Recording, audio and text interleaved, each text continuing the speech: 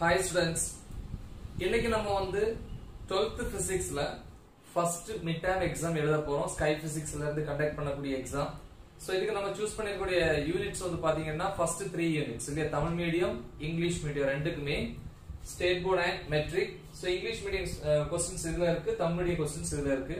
So இந்த questions பார்த்து நீங்க என்ன பண்ணுங்க, டெஸ்ட் எழுதுங்க. டெஸ்ட் டைம் வந்து பாத்தீங்க அப்படினா எக்ஸாம் டைம் sharp வந்து 5 to 6:30 evening 5 to 6:30 எழுதுங்க. 1.5 hours. marks வந்து 50 marks. okay சரி.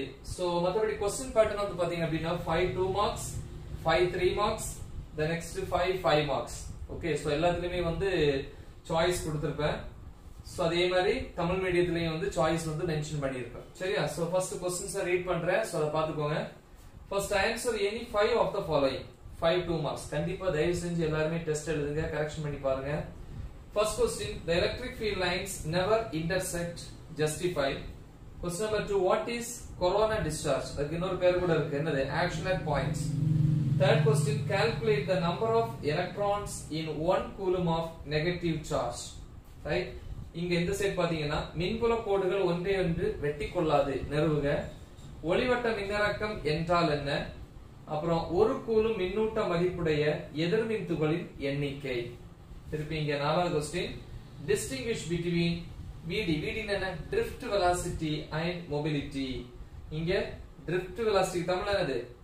இழுப்பு திசை வேகம் மற்றும் இயக்க எண் வேறுபடுத்துக. கரெக்ட்டா பாக்ஸ் போட்டு எழுதுங்க. சரியா? the next state macroscopic form of Ohm's law. Ohm's law ஓட macroscopic form. தமிழ்ல ஓம் விதியின் பயன்பாட்டு வடிவத்தை கூறு. Then ஆறாவது question, define magnetic dipole moment. இங்க காந்த இருமுனை திருப்புத்திறன் வரையறு. சரியா? சோ இந்த ஆறு क्वेश्चनல ஏதாவது 5 क्वेश्चन எழுதுங்க. திருப்பி ரோமன் லெட்டர் 2ல answer any 5 of the following. 5 question எழுதணும். ஒவ்வொரு क्वेश्चனுக்கு வந்து 3 marks, totally 15 marks. okay so question number 7, compare dia, para and ferromagnetic materials. அந்த பாக்ஸ் போட்டு அழகா எழுதுங்க. சோ ஏற்கனவே இது எல்லாத்தையும் நான் வீடியோஸ் அப்லோட் பண்ணிருக்கேன், தயவு செஞ்சு அத பாருங்க.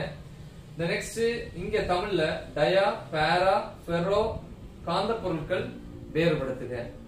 இங்க எட்டாவது question, state and obtain coulomb's inverse square law. லா எழுதி அத ப்ரூஃப் கொண்டு வரணும்.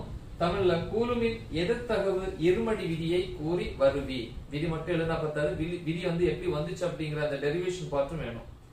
then determination of R என்ன? internal resistance of a cell using voltmeter. தமிழ்ல வோல்ட்மீட்டரை பயன்படுத்தி அக மின்தடையை கணக்கிடல். டயகிராம் வரையணும். then 10வது क्वेश्चन, இது ஒரு ப்ராப்ளம்.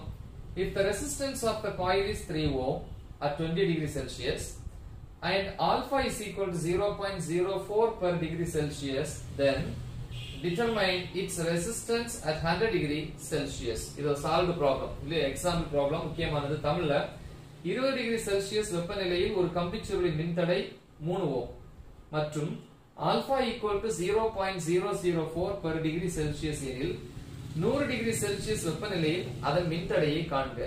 இல்லையா? சரி. then 11வது क्वेश्चन, இது ஒரு கணக்கு தான், சம் தான்.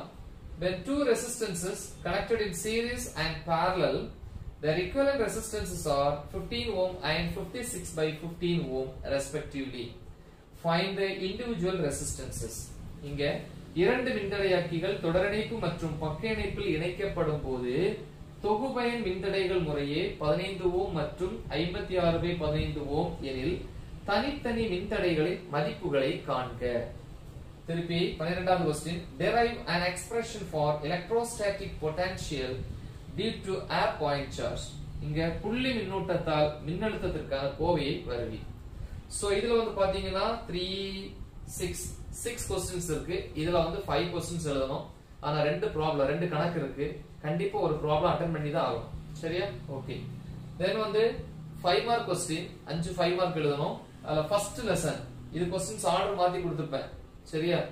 ரிவர்ஸ்ல வந்திருப்பேன். பட் இங்க 5 மார்க்க பொறுத்த வரைக்கும் வரிசையா இருக்கும். முதல் லெசன்ல ஆக்சியல் லைன், தமிழ்ல அச்சுக்கோடு. உங்களுக்கு தெரியும் முதல் லெசன்ல அச்சுக்கோடு எது அப்படினு. அடுத்த क्वेश्चन, வாண்டிகிராஃப் ஜெனரேட்டர், வாண்டிகிராஃப் இயற்றி. அடுத்து இரண்டாவது லெசன்ல இருந்து வீட்ஸ்டோன்ஸ் பிரிட்ஜ், தமிழ்ல வீட்ஸ்டோன் சமண சுற்று. அப்புறம் compare the EMF of two cells using potentiometer. தமிழ்ல மின்னழுத்தமானியை பயன்படுத்தி இரண்டு மின்கலன்களின் மின்னியக்கு விசைகளை ஒப்பிடல். மின்னியக்கு விசைகள் தான் இது சை. அடுத்து 17வது क्वेश्चन சைக்ளோட்ரான். இங்க தமிழ்லயும் சைக்ளோட்ரான் தான். தென் 18வது क्वेश्चन டிஜி டான்ஜென்ட் கேல்வனோமீட்டர் அல்லது டான்ஜென்ட் லான் கொடுத்திருப்பான். சோ அத பாத்துக்கோங்க. சோ இங்க டான்ஜென்ட் விதி அப்படினு இருக்கும் அல்லது டான்ஜென்ட் கேல்வனோமீட்டர் அப்படினு கேட்கலாம் இல்லையா. நெக்ஸ்ட் 19வது क्वेश्चन இது மூணாவது லெசன்ல வரக்கூடியது. யூனிட் 3ல வரக்கூடியது ஈக்குவட்டோரியல் லைன் நடுவரை கோடு. இதுல வரக்கூடியது அலகு 3ல வரக்கூடிய நடுவரை கோடு. இதுல வந்து எத்தனை क्वेश्चन இருக்கு? 1 2 3 4 5 6 7 क्वेश्चन இருக்கு. 7 क्वेश्चन. இதுல ஏதாவது 5 क्वेश्चन நீங்க எழுதுனா போதும். சோ நல்லா எழுதுங்க, ப்ரிப்பேர் பண்ணி எழுதுங்க. சோ எழுதி முடிச்சிட்டு கரெக்ஷன் பண்ணி பாருங்க, மிஸ்டேக்ஸ் பாருங்க. ஓகேவா? உங்க ஃப்ரெண்ட்ஸ்க்கு இத ஷேர் பண்ணுங்க. All the best. Thank you.